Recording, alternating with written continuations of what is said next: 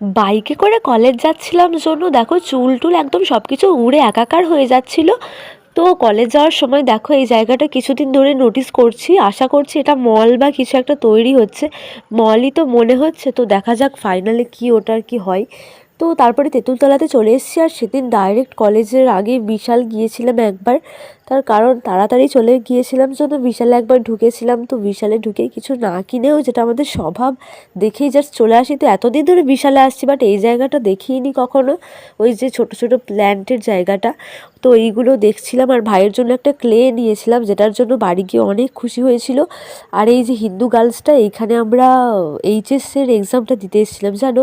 তো তার জন্য এই ক্লিপটাও একটু তোমাদের দেখিয়ে দিলাম। এটা হচ্ছে হিন্দু গার্লস কালনাতে যেটা আছে। তো তারপরে বিরিয়ানি আর চিকেন চাপ খেয়ে নিয়েছিলাম, আর তারপর বাড়ি চলে গিয়েছিলাম। এটা অবশ্য আমরা সেদিন হাজিতে খেয়েছিলাম। আর আমার গলা শুনে বুঝতেই পারছো আমার শরীরের অবস্থা খুব খারাপ।